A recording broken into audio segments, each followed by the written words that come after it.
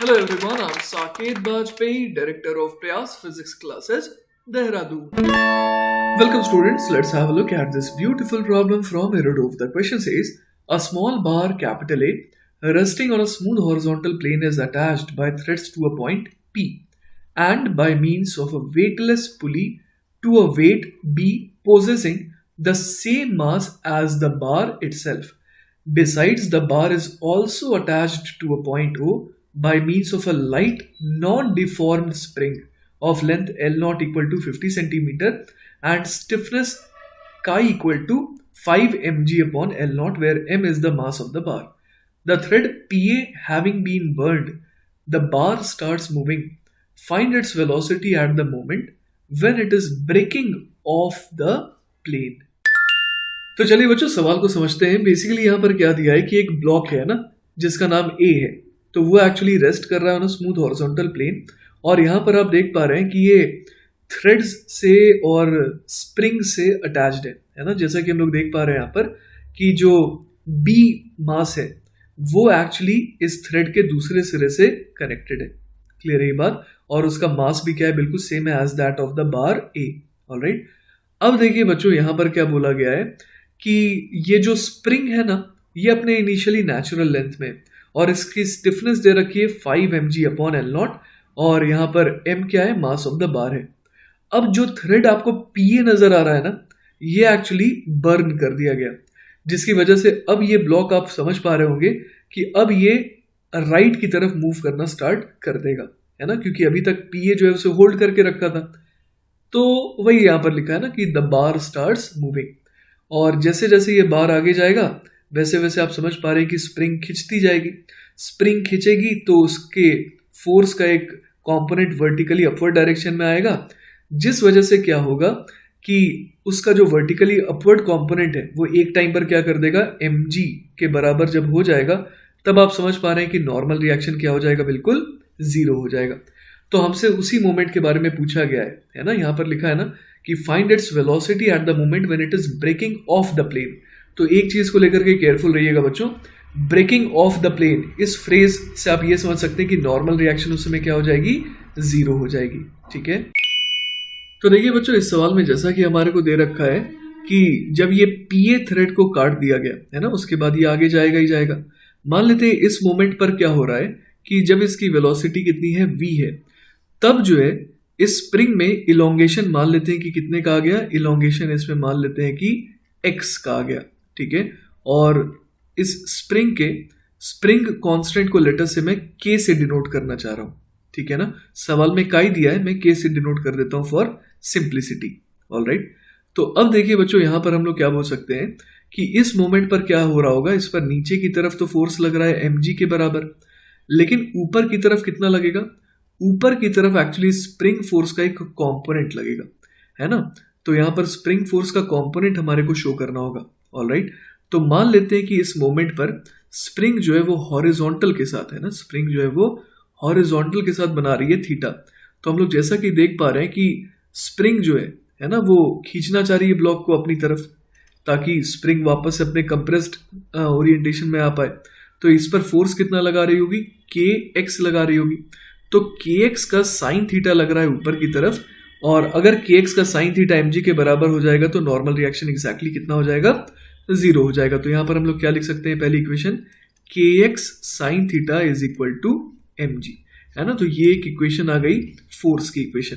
Clear है, तो अब हम लोग बनाएंगे एनर्जी की इक्वेशन। तो हम लोग यहाँ पर देख पा रहे हैं बच्चों कि शुरुआत में कौन सी एनर्जी थी सिस्टम के पास।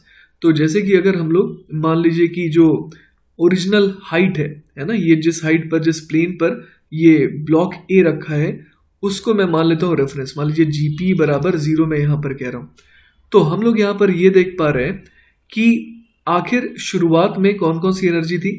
ब्लॉक ए की पोटेंशियल एनर्जी 0 थी, स्प्रिंग भी शुरुआत में अनस्ट्रेच था तो उसके पास भी कोई स्प्रिंग पोटेंशियल एनर्जी नहीं थी, बाकी सारी की सारी चीजें रुकी हुई थी शुरुआत में। तो सिस्टम के पास शुरुआत में इस हिसाब से एनर्जी सिर्फ और सिर्फ कौन सी होगी, तो हम लोग समझ पा रहे हैं कि ये जो बी ब्लॉक है ना, ये मान लेते हैं कि शुरुआत में डी डेप्थ पर था, है ना। तो इसके पास शुरुआत में कितनी एनर्जी थी, माइनस एम जी डी थी, है ना, minus m g d energy थी हमारे सिस्टम के पास। बाद में सिस्टम की मैकेनिकल एनर्जी तो रहेगी कंजर्व। तो अब किन किन फॉर्म्स में एनर्जी आ गई, तो देखिए एक एनर्जी तो आ गई स्प्रिंग पोटेंशियल एनर्जी के फॉर्म में। तो यहां पर हम लोग लिख देंगे हाफ के एक्स स्क्वायर, एक तो स्प्रिंग पोटेंशियल एनर्जी हो गई। उसके बाद अगर मैंने ये माना है कि ब्लॉक ए की स्पीड वी हो गई, तो कंस्ट्रेंट की वजह से ब्लॉक बी की स्पीड भी सेम वी होनी पड़ेगी। तो यहाँ पर हमारे को लिखना होगा half m we square plus half m we square, है ना, दोनों की काइनेटिक एनर्जी बिल्कुल सेम रहेगी। अब आप देखिए कि मान लेते हैं कि ये जो बी है ना, ये अब यहाँ पर तो नहीं रहेगा, ये कहाँ चला जाएगा, थोड़ा सा नीचे चला जाएगा ना। तो अब जो है मैं इसकी नई पोजीशन यहाँ पर बना देता हूँ।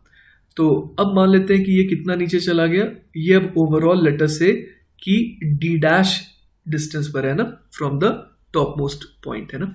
तो हम लोग समझ पा रहे हैं कि अब इसकी पोटेंशियल एनर्जी कितनी हो जाएगी, तो हो जाएगी minus m g d dash के बराबर, ठीक है। तो यहां से देखिए हमारे पास फाइनली क्या आ जाएगा, M g d dash minus d is equal to कितना आ जाएगा, हाफ के x square plus M we square के बराबर। अब ये देखिए बच्चों, m g d dash minus d में डी डैश माइनस डी क्या है, तो आप समझ पा रहे हैं कि जो एक्स्ट्रा लेंथ है ना, ये नीचे से ये नीचे आई है। तो हम लोग यहाँ पर समझ पा रहे हैं कि जितना ब्लॉक ए आगे गया है ना, उतना ही ब्लॉक बी जो है वो नीचे गया है।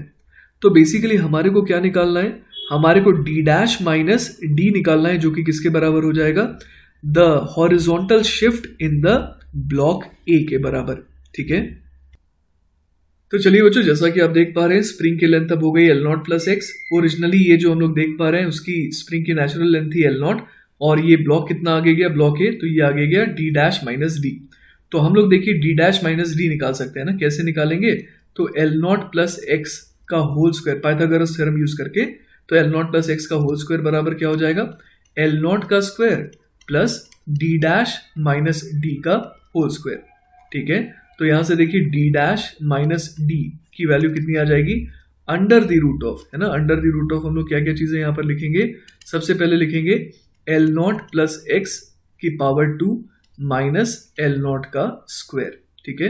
तो ये हमारे पास एक बहुत इंपॉर्टेंट इक्वेशन आ गई कि डी डैश माइनस डी जो है वो हम लोगों ने एल नॉट और एक्स के टर्म्स में निकाल लिया है, ठीक है। तो अब देखिए बच्चों, यहां पर हम लोग क्या लिख सकते हैं, M G into D dash minus D, D dash minus D की यहां पर वैल्यू पुट कर देंगे, तो ये बन जाएगा M G under the root of, है ना, यहां पर क्या लिख देंगे, एल नॉट प्लस एक्स की पावर 2 माइनस एल नॉट का स्क्वायर इज इक्वल टू हो जाएगा हाफ के x square plus M we square. अब बच्चों आपको याद होगा कि हम लोगों ने एक और इक्वेशन निकाली थी, K X sine theta is equal to M G, है ना। तो इसका भी यूज करने का वक्त आ गया है। तो देखिए यहाँ पर हम लोग साइन थीटा को क्या लिख सकते हैं, परपेंडिकुलर अपॉन हाइपोटेनस। तो यहाँ पर आ जाएगा के एक्स साइन थीटा की वैल्यू हो जाएगी L naught upon L naught plus x के बराबर, जो कि किसके बराबर आ रहा है, यहाँ पर एम जी के बराबर आ रहा है, ठीक है। तो चलिए यहाँ से हम लोग एक्स की वैल्यू निकालने की कोशिश करते हैं ना। तो यहाँ से देखिए हमारे पास क्या आ जाएगा, K X L naught is equal to M G L naught plus M G X के बराबर। अब बच्चों आपको याद होगा कि k की वैल्यू जो है वो सवाल में दे रखी है 5 mg अपॉन एल नॉट के बराबर, ठीक है। तो चलिए यहाँ से और सिंप्लीफाई हो जाएगा, ये बन जाएगा 5 mg एल नॉट से एल नॉट कैंसिल, तो 5 mgx is equal to mg L naught plus mgx। अब देखिए mg तो यहाँ पर कैंसिल आउट हो गया, तो 5x और इधर x 4x हो गया, है ना। तो यहाँ से देखिए हमारे पास x की वैल्यू कितनी आ गई, एल नॉट अपॉन 4 आ गई। तो अब इस वैल्यू का जो है हम लोग इस्तेमाल करेंगे, है ना। यहाँ पर हम लोग देख पा रहे हैं कि ये जो एनर्जी की इक्वेशन हम लोगों ने बनाई थी, इसमें x की वैल्यू को हम लोग क्या भर सकते हैं, एल नॉट अपॉन 4 भर सकते हैं। तो चलिए बच्चों इसे सिंप्लीफाई करते हैं, ये क्या बन जाएगा, M G under the root of, है ना। अब L naught plus L naught by 4, है ना, ये कितना बन जाएगा, 5 एल नॉट अपॉन 4 बन जाएगा। तो 5 एल नॉट अपॉन 4 का स्क्वायर कितना हो जाएगा, तो ये हो जाएगा 25 एल नॉट स्क्वायर अपॉन 16। इसमें से क्या घटा देंगे, एल नॉट स्क्वायर, जिसको मैं 16 एल नॉट का स्क्वायर अपॉन 16 भी कह सकता हूँ सिंप्लीफिकेशन के लिए। ये किसके बराबर आ जाएगा, तो हाफ के x square plus M B square. अब के की वैल्यू हमें पता है कितनी रखनी है ना। के की वैल्यू है 5 mg अपॉन एल नॉट, और x की वैल्यू भी हमें पता है एल नॉट अपॉन 4 है, तो यहाँ पर ऐसा आ गया प्लस एम वी स्क्वायर। ठीक है, अब देखिए m जो है वो यहाँ पर कैंसिल आउट होता हुआ नजर आ रहा है। तो देखिए इसको फर्दर हम लोग सिंप्लीफाई कैसे करेंगे, g और इधर कितना आ गया एल नॉट तो बाहर आ जाएगा, 25 अपॉन 16 माइनस 16 अपॉन 16, एक तो डिनोमिनेटर में 16 है तो उसका 4 हो गया बाहर, 25 minus 16 will be equal to 9, तो 9 का रूट हो जाएगा 3। क्लियर है, तो दिस इज इक्वल टू क्या आ जाएगा, यहाँ पर देखिए आ जाएगा 5 g एल नॉट अपॉन 4 4 जो 16 2 जो 32 है ना, और प्लस क्या लिख देंगे v स्क्वायर लिख देंगे। ठीक है, तो हमारे को देखिए v निकालना था और हम लोग काफ़ी करीब आ गए हैं v के, तो v स्क्वायर पहले निकाल लेते हैं। v स्क्वायर कितना आ जाएगा, इसको हम लोग लिख सकते हैं 8 4 जो 32 8 3 जो 24, तो 24 g L naught upon 32 minus इधर आ जाएगा 5 g एल नॉट अपॉन 32, तो ये कितना हो गया 24 माइनस 5 इज 19, तो 19 g एल नॉट अपॉन 32 आ गया ये ना। तो यहाँ से देखिए अब हमारे सामने है आंसर बिल्कुल, v की फाइनल वैल्यू जो है वो कितनी आ जा रही है, under the root of 19 g L naught upon 32 के बराबर, and this is our final answer. Clear ये बात, तो बच्चों आई होप कि आपको ये सॉल्यूशन अच्छे से समझ में आया होगा।